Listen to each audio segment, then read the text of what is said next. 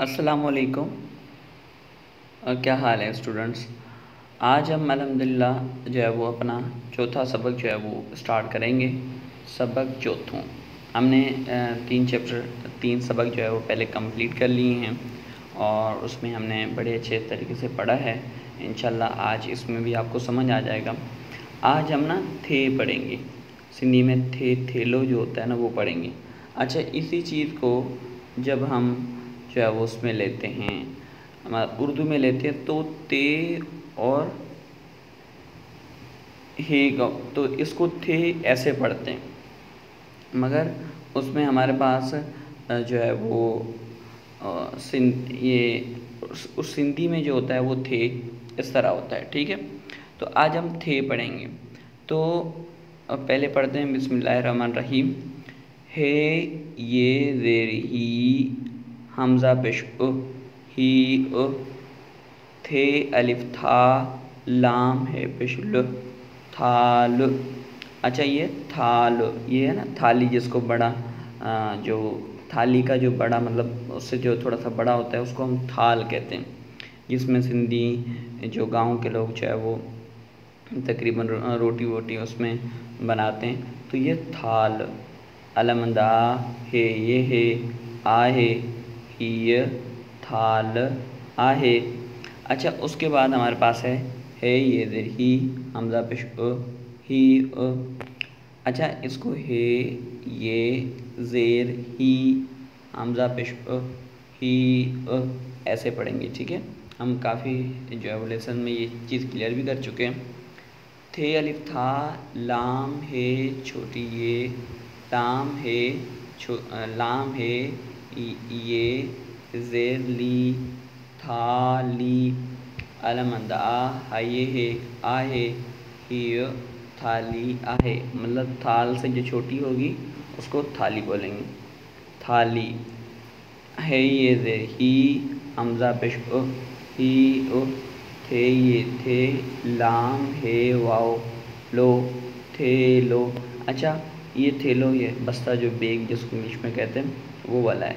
थे लो अलमंद आ है ये है आ है ये थे लो आहे।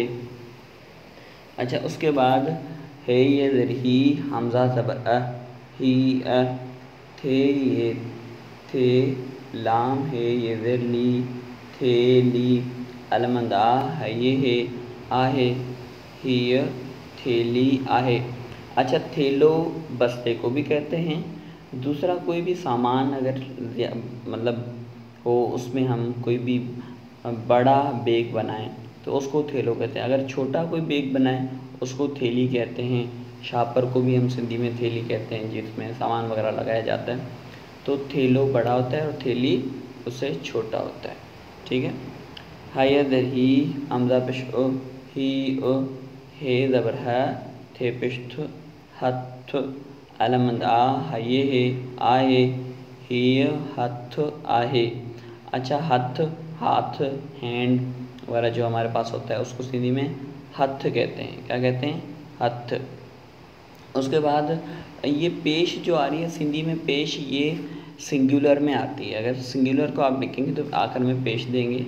तो ये हथ इस तरह हमारे पास लिखा हुआ ये है ये ज़ेर ही हमज़ा ज़बर ही नून ज़बर न थे ज़बर थ नथ अलमंद आ है ये है आ है ही नथ आए। ये जिसको हम नाक में भी जो है वो औरतें डालती हैं। नथ उसका खास किस्म होता है, ज्वेलरीज का एक पार्ट है।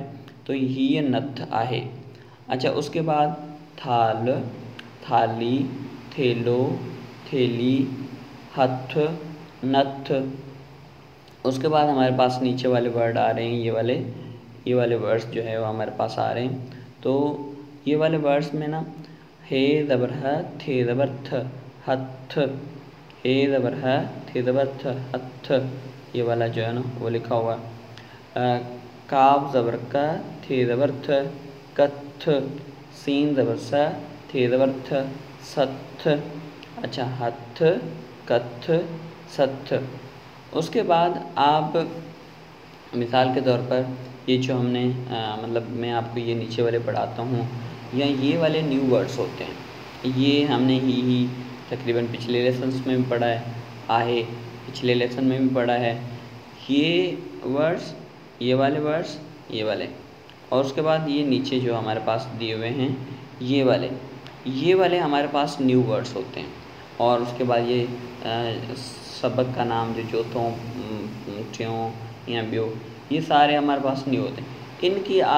इनको बार बार पढ़ा करें, ताकि इतनी बार पढ़ा करें, मिसाल के तौर पर आपने मुझसे पढ़ लिया थाल, थाली, फिर उसको खुद पढ़ें, फिर देखें मैंने किस तरह प्रोनाउंसिएशन की है, वो आप करके फिर इनकी डिक्टेशन, इमला, सिंधी में सूर तख्ती, वो लाजमी करें।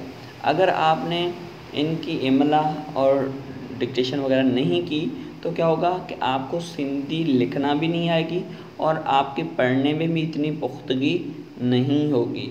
तो कोशिश करें हमेशा कि आप जो है वो इनको डिक्टेशन लाजमी करें। अगर कोई भी और आपको समझ चीज़ नहीं आ रही हो तो आप कमेंट्स में पूछ सकते हैं, मुझे बड़ी खुशी होगी आपको बताते हुए। और असल में ये है सदका जारिया, ये जो हम पढ़ाते हैं अगर कोई हम जो है वो सीख गया तो हमारे लिए सदका जारिया है। और दूसरा, हमें सपोर्ट करने के लिए आप हमारे चैनल को सब्सक्राइब भी करें और कमेंट भी दें और काइंडली शेयर भी करें। अगर वाकई आपके लिए ये लेसन्स जो है वो फ़ायदेमंद हैं तो हमारे लिए दुआ भी कीजिए। बहुत शुक्रिया, अल्लाह हाफ़िज़।